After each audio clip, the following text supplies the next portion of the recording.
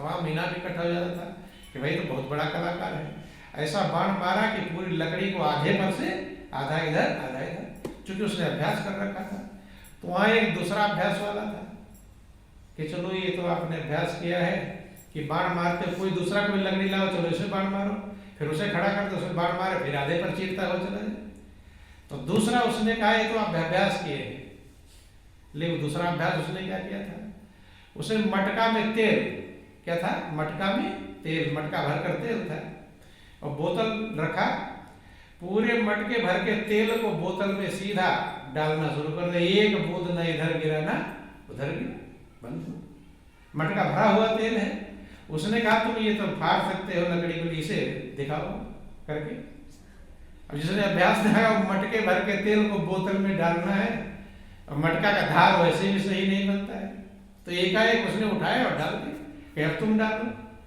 अब वो तो तीर का अभ्यास किया था, इसका अभ्यास थोड़ा किया है। अर्थात जिसका आप अभ्यास कर लेंगे उसी में आपका योग्य बन जाए। दुनिया में मन क्यों लगता है? क्योंकि इसी का हमने अभ्यास किया है। क्या किया है? अभ्यास किया है। दुनिया में मन लगाना नहीं पड़ता, अपने आप लगता है, क्योंकि वो अभ्यास कर लिए है ना। छोटे जब बच्चे पैदा होते हैं तो तभी से माता पिता कहते हैं ध्यान दें कि अरे तो भूखों मर जाएगा, क्या कमाएगा, ऐसे ही करेगा, फटकार लगाते मिलते। और लड़की होगी तो लड़की कह रहे तो उसे दूसरे घर जाना है, सर पर मतलब उसके सवार हो जाते हैं, दूसरे घर जाना, ऐसे सीखेगी ऐसे रहेगी, कहते हैं नहीं कहते। तो क्या यही सिखाते हैं? जन्म से हमने यही सीखा है। रामायण में लिखा गया कि मात पिता बालकन बुलाए, उदर भरे सोई जतन सिखाए। कैसे तुम्हारा पेट का पालन होगा? ये चूंकि माता पिता ने जो सीखा है वही सिखाते हैं। लेकिन जिन माता पिता ने योग्यता सीखी थी उन्होंने अपने बालकों को योग्य बनाते। जैसे ध्रुव की माँ थी, ध्रुव की माँ, बंधुओं बोलिए प्रेम से सुखदेव महाराज की। सुनीति ने खाली पेट पालना नहीं सिखाया, उसने सच्चे लक्ष्य को सिखाया, उस परम सहारे को सिखाया कि बेटा एक ऐसा सहारा है, एक ऐसी गोद, राजा तो गोद से उतार दिया कोई बात नहीं, बैठा भी लगा तो कौन सा कब तक फिर उतारना पड़ता है। एक गोद ऐसी है जिसमें अगर तो एक बार बैठ गया फिर उतरने की जरूरत नहीं। वो सबसे बड़ी गोद है, सबसे आनंद वाली गोद है, सुख वाली गोद है। तो छोटे से बालक के अंदर मैं तो माँ, मैं उसी गोद में बैठूंगा। माँ कहती बेटा उसके लिए बहुत कठिनाई होगी, कि कितनी भी कठिनाई हो, मैं सब कठिनाई, लेकिन मुझे अब उसी गोद में बैठना है। क्योंकि बच्चा तो जो सुन लेता वही। और माँ ने कितनी योग्य है माँ, गौर करना कि छोटे से बालक को, 5 वर्ष के बालक को जंगल में भेज दिया।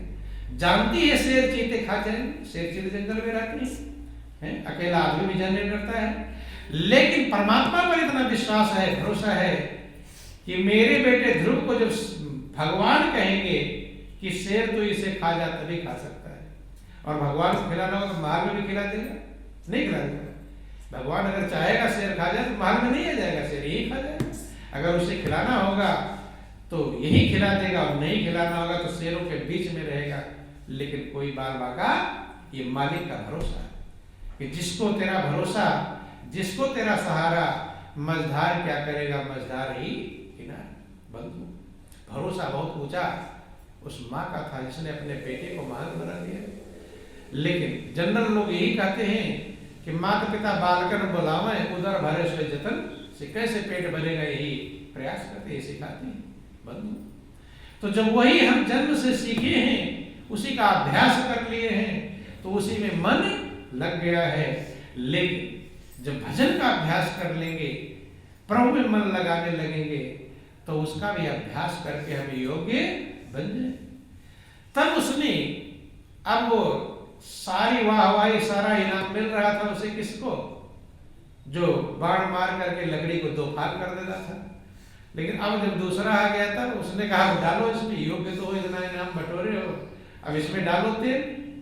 अब वो डाले तो इधर उधर गिर गया। तो उसने कहा मैं अब डाला।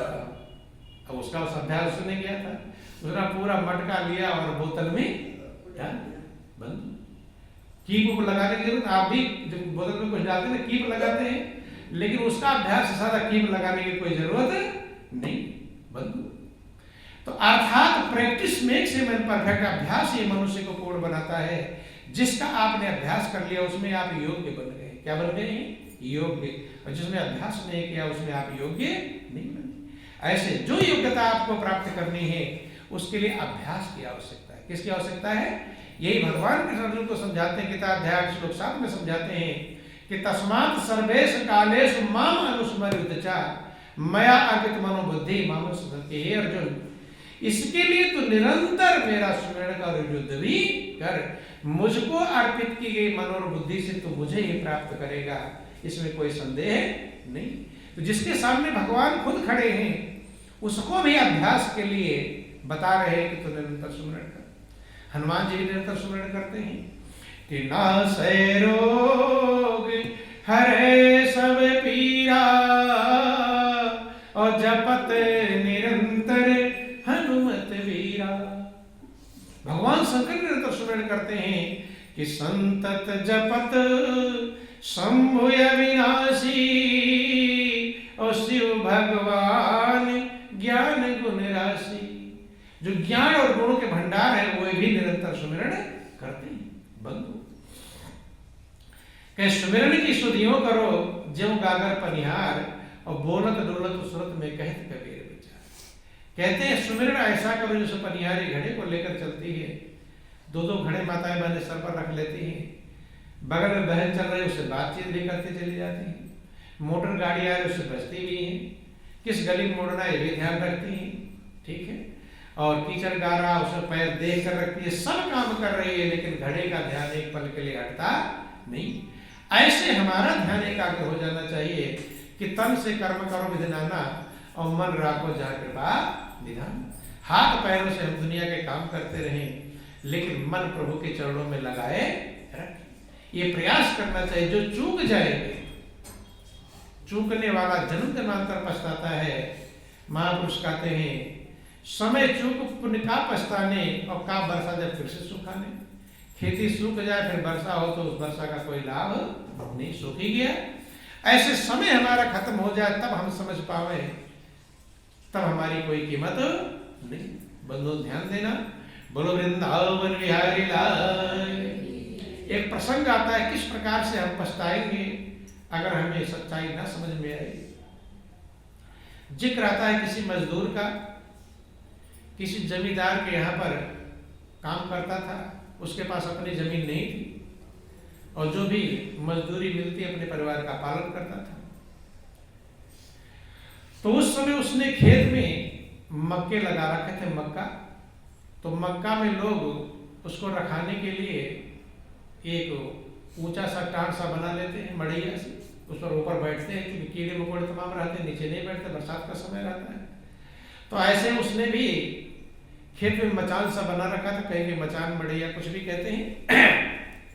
रोज जाकर रखवाली करता था उसको। तो एक दिन खेत की रखवाली करने जा रहा था तो एक हीरे से भरा हुआ थैला मिला। क्या मिला? हीरे से भरा हुआ थैला। लेकिन कितनी भी कीमती चीज हमें मिल जाए, अगर हम कीमत नहीं समझते हैं तो हम उसका सदुपयोग नहीं करते। मिलने से नहीं, कीमत समझने से कीमती बना पाएंगे। और मिल भी गई अगर कीमत ना समझे तो क्या लाभ है? हीरे का थैला तो मिल तो गया लेकिन वो समझ नहीं पाया कि हीरा है, पहचानता नहीं था, गांव गरीब मजदूर था। वो तो समझा कोई कंकड़ पत्थर है। क्या है?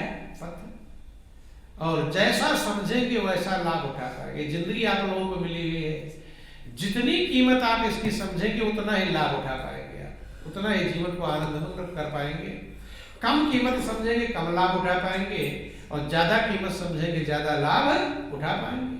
जिन लोगों ने जिंदगी कीमत को समझाया, कीमत को पाने के लिए चाहे राज्यपाट छोड़ देना पड़ा, परिवार को तो छोड़ देना पड़ा, घर मकान सब छोड़ दिया और जिंदगी की कीमत को प्राप्त कर लिया। बंधु अब वो खुश इसलिए हुआ कि बार बार मचान से चिड़िया उड़ाने के लिए उतर कर जाना पड़ता, जिधर चिड़िया बैठती जाना पड़ता है।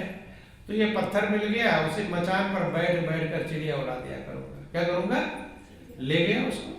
अब ले गया, अब देखो हीरा है, पहचान लेता तो लखपति करोड़पति बन जाता, लेकिन पहचान पत्थर जैसा समझेगा वही कहा, जाके रे भावना जैसी अप्रभु मुहूर्त देखी थी न तैसी। जैसा भावना रहता वैसा ही लाभ उठा पाते हैं। अब उस पर मचान पर डेली चिड़िया उड़ाने लगा, और जो सवेरे आता, जो पत्थर खेत में गिरे हुए, जो नदी किनारे उसका खेत था, कुछ तो पत्थर हीरे नदी में गिर जाते थे, और जो खेत में गिर गए सवेरे आकर उठा लिया, फिर बैठकर चिड़िया उड़ाने लगा। तो ऐसे करते करते 2-4 दिन बीता होगा कि एक दिन उसका बेटा खेत में खेलता हुआ आ गया, 10-15 साल का बेटा रहा होगा, गया। बच्चे खेलने के लिए पत्थर इकट्ठे खड़े कर लेते हैं, तो एक हीरा खेलता रहा, जेब में रखकर घर ले आया।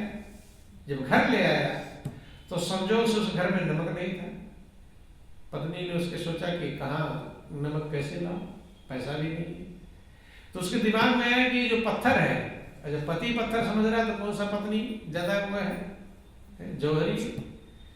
सोची कि सेठ जी की अगर ये काम आ जाता, कोई बाट 100 ग्राम 200 ग्राम 50 ग्राम का कोई बाट के काम में आता, तो थोड़ा बहुत आज का नमक दे देते, तो फिर जब पति आएगा वहां से मजदूरी लेकर तो नमक और खरीद लेंगे। इस भाव से ले गई उस हीरे को किसके यहाँ पर, सेठ के यहाँ पर।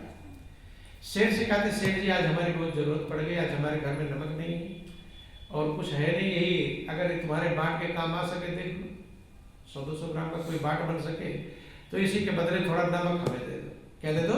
नमक। अब सेठ ने देखा, सेठ तो पहचानता था, वही महापुरुष कहते हैं कि लाल पड़ा मैदान में और पंख रहा लपटाए, और मूर्ख मूर्ख चले गए चातुर लिया हो गया। लाल मैदान में पड़ा था, बहुत सारे लोग चले गए, नहीं पहचानते, छोड़ छाड़ के जा रहे हैं, लेकिन उसमें कोई ज्ञानी गया, उसे उठा लिया, समझदार था। तो ऐसी जिंदगी को वही उठा लेता है, संभाल लेता है जो कीमत समझता है। सेठ ने कहा कि बहन, भले तू नहीं पहचानती, आज वाला जमाना नहीं था, आज वाला उसको सोचती मूर्ख है, चल ले जा नमक जल्दी फटाफट, नहीं समझ में ले रहा।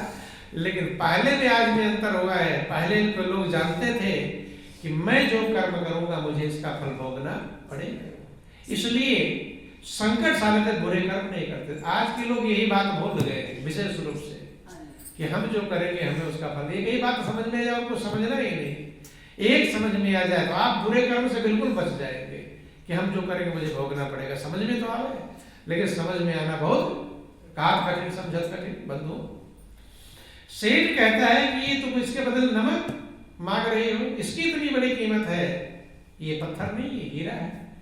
मैं पूरा घर मकान दुकान तो मैं दे दूंगा, लेकिन इसकी कीमत मैं अदा नहीं कर पाऊंगा। बेचारी सीधी से पहले को बहुत सीधे हुआ करते थे, कहते सेठ जी जो भी दे दो मैं ले लूंगा, उसको नहीं कितना कीमती लाओ फिर से लो संभालो, नहीं कहे सेठ जी आपकी, मैं तो पत्थर ही समझती थी, मेरे लिए तो पत्थर ही था, जो आपकी इच्छा कहे दे दो मैं लेने को तैयार हूं। तो सेठ ईमानदार था, उसने तराजू रखा और बांट दो चीज, क्योंकि जिससे व्यापार करता है उसका भगवान एक प्रकार से वो रख लिया, और पूरा घर मकान 2-3 मंजिल का उसका मकान था, सब उसे सौंप दिया। पता नहीं कितने घर मकान बन गए। अब जब वो गई, देख रही सेठानी के अच्छे अच्छे कपड़े, अच्छे अच्छे गहने, जो आज तक देखा भी नहीं था, समझ भी नहीं पा रही गहना पहना कैसे जाता है, कभी पहना हो तो जान, अच्छे अच्छे कपड़े पहनी, आज पहली बार देखा है इसे, पहन के सुंदर सज धज के तैयार हुई। बेटे को कहा बेटा चले जा खेत में। अब पिताजी से कहा छोड़ दे नौकरी फौकरी, अब किसी गुलामी करने की जरूरत है नहीं, अब हम नौकर नहीं, हमारे यहाँ नौकर काम करेंगे। भाई सेठ, पूरे सेठ का सब कुछ मिल गया, सेठ बनेंगे। बंधु ध्यान देना, बेटा बच्चे तो बच्चे गया क्या, पिताजी माँ ने बोला है कि छोड़ दो नौकरी फौकरी, अब किसी गुलामी करने की कोई जरूरत नहीं।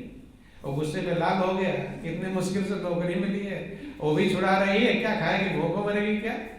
शाम को जब घर आया तो देखा, थोड़ा गुस्सा चढ़ा ही था फटकार लगाने के लिए कि क्यों नौकरी छुड़वा रही थी, देखा झोपड़ी में है नहीं, गुस्से से आया था कि फटकार लगाओ। झोपड़ी ने सुना सेठ जी के यहाँ पूछो कहाँ गई है, कुछ बता कर। और ऊपर अट्टालिका पर देख रहा है उसी की पत्नी खड़ी है, लेकिन ये पहचान नहीं, मैं सोच रहा कोई रिश्तेदार आए है लगता है सेठ। सुन लो सोना स्थानी तो है, सराय लंबी चौड़ी तो छोटे कद की है नहीं, मतलब इतने सुंदर सजे धजे कपड़ों में आज तक कभी देखा नहीं था, एकाएक नहीं पहचाना। वो मुस्कुरा रही कि मेरा पति मुझे पहचान नहीं, इशारे से बुलाया गया। वो कहती है कि ये सारा घर मकान दुकान सब अपना है, कि कैसे मिला, कि बेटा वो खेत में गया था तो वहां से एक चमकीला सा पत्थर जेब में रख कर ले आया था। तो बेटे से पूछा कहाँ मिला था? कहा कि पिताजी उस मचान पर ही रखा था, मैं खेल रहा था, फिर जेब में रख कर ले आया। अब उसको समझने में देर नहीं लगा कि जिस पत्थर से मैं चिड़िया उड़ा रहा था वो पत्थर इतना कीमती, एक की जब इतनी बड़ी कीमत है तो मैंने कितना बर्बाद किया। इतना सोचना था कि सीधा हार्ट अटैक होगा, गिरा और मर ही गया। क्या हो गया? मर गया। चूंकि एक को जब मैंने इतना बर्बाद किया है तो कितना कीमती, कितना बर्बाद, एक की इतनी बड़ी कीमत। बोलिए प्रेम से गुरुदेव महाराज की, बोलो वृंदावन बिहारी लाल। तो जैसे वो ना समझ करके इतना अनमोल बर्बाद कर दिया, वो तो पैसे में हीरा मिलने वाला, इससे ज्यादा कीमती हमारे श्वास हैं, लेकिन ये हम चिड़िया ही उड़ा देंगे, इधर उधर बेकार।